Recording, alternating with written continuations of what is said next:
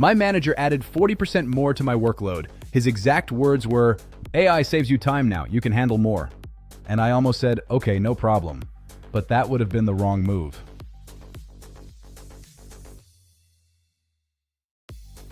Because AI can help you work faster, but it does not magically give you unlimited capacity.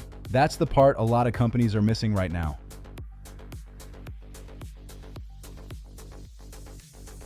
Week 1, I made the mistake most employees make. I absorbed it, stayed late, and skipped breaks. I told myself, let me just get through this week. But by Friday, I realized something. If I kept handling more work without saying anything, that new workload would become the new expectation. So instead of complaining, I documented it. I opened Claude and ran my full workload through it. And what came back changed the entire conversation. Has your manager ever used AI as an excuse to pile more work on you? Drop yes or no below. Step 1, I gave Claude my full task list, not just the big projects, everything. I reviewed my emails and all internal reports. Follow-ups, meetings, admin work, daily responsibilities, weekly deadlines, even the small tasks that nobody counts but still take time. Then I asked Claude, based on this task list, estimate my weekly capacity and show me where my time is going. Claude broke it down by hours, and the result was clear. I was already at 112% capacity before the new work was added.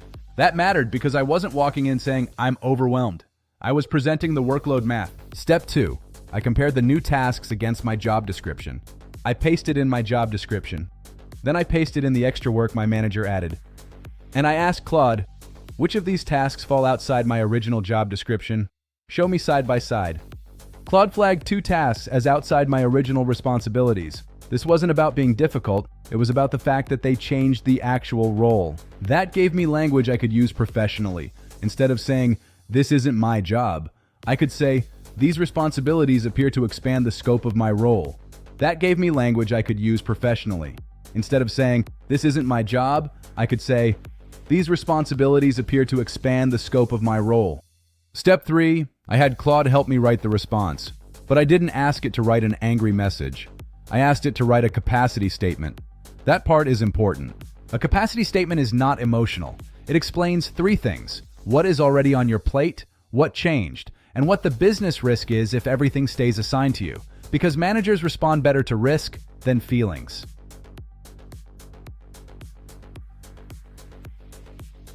So my message asked, can we review which tasks should be prioritized, reassigned, or delayed? That one message changed the tone. I wasn't refusing the work, I was asking for priority alignment. I sent it on Monday. By Wednesday, 2 tasks were reassigned. That gave me 6 hours a week back. Instead of complaining or arguing, I showed up with documentation rather than frustration. And this is the lesson. AI should not just help you do more work.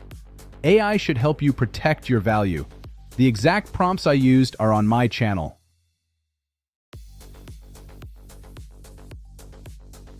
So if your manager says, AI saves you time so you can handle more, don't just accept it. Ask 3 questions. What should be deprioritized? Which tasks can be reassigned? And what does success look like with this new workload? That is how you protect yourself without sounding negative. Comment load below, and I'll reply with all 3 prompts. For more tips, subscribe to New World AI. Learn AI, earn more, stay relevant.